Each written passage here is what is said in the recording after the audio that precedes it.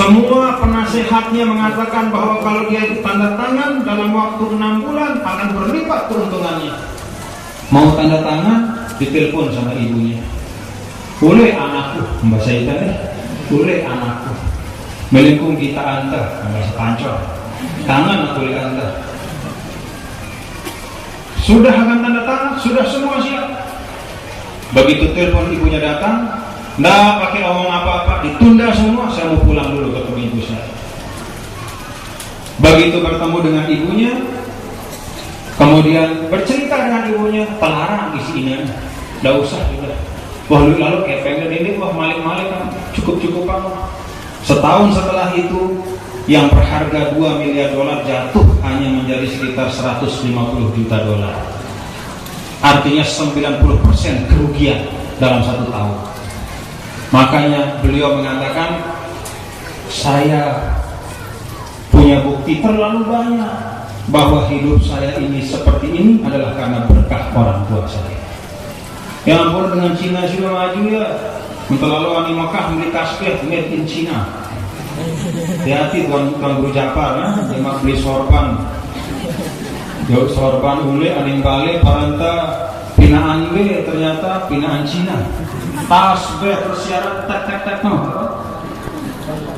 Sebab untuk ngerekeng zikir no. Tasbih si muli tak Cina selaku ini. Nih, apa namanya? Anak kecil. Anak kancing Cina dua selaku ini. Jarum Cina ini.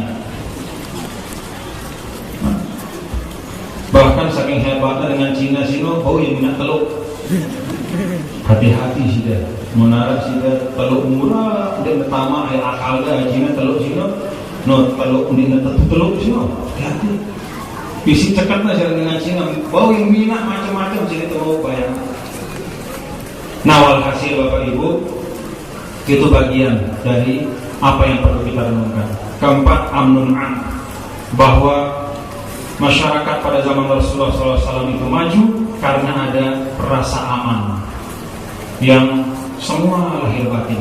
Dengar dengan susah, dengar dengan resah, dengan sugih, dengan kurang sugih, dengan fakir, bahkan dengan miskin, tenang. Karena dia merasakan ada keadilan. Kemudian si kelima, hisbun darun. Hisbun itu artinya kesuburan. Darun artinya yang mengeluarkan, menghasilkan. Tanah-tanah yang subur. Tanah di Madinah itu kurmanya kurma yang terbaik. Tanah di Kembang Kerang, alhamdulillah, padinya padi yang terbaik. Alhamdulillah. Berarti Arab hisbun darun. Para ulama mengatakan al-hisbu naw'an, hisbul mawarid wa hisbul makasih. Jadi kesuburan yang merata itu ada 2 macam. Pertama, sumber-sumber alam, tanahnya subur, kalau kita tanam bisa tiup, airnya mengalir sehingga kalau kita perlukan tidak perlu susah. Ada pula hisbul makasih, yaitu lapangan kerja dan jalan untuk mencari nafkah itu juga terbuka untuk semua. Dari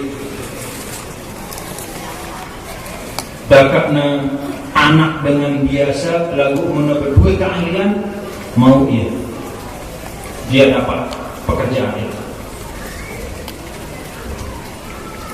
Manusia dinilai bukan dari keturunan, bukan dari siapa bapak ibunya, bukan dari harta kekayaannya, tapi dari kemampuan dirinya sendiri. Itu masyarakat pada zaman Nabi besar Muhammad SAW.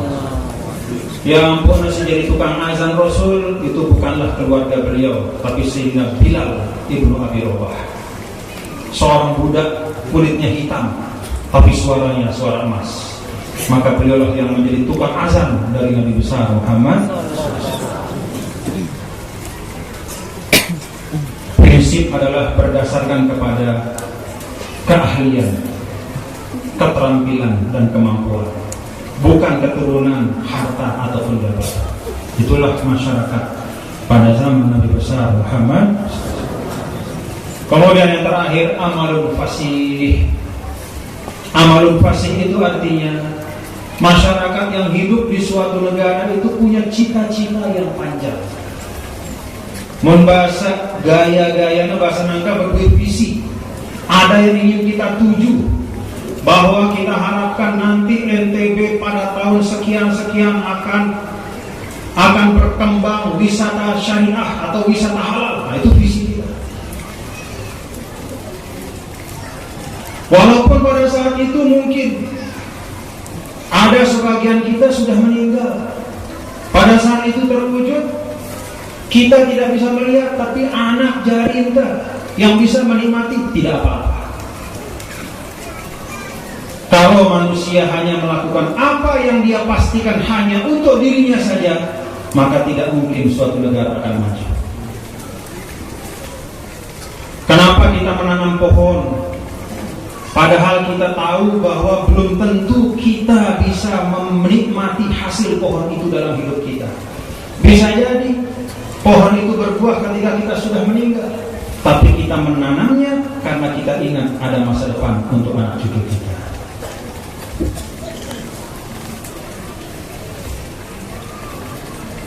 Maka sebagai suatu masyarakat, Bapak Ibu, perlu kita untuk bercita-cita yang tinggi, yang mulia. Cita-cita yang taqayyadat bi asbab fa asbahat amali. Jangan sampai tajarrodat an asbab fa asbahat amali. Cita-cita yang harus segera kita wujudkan dengan tebarang-barang. Coba muntah ketuan Al Mukarram Tuan Guru Haji Ruslan Zain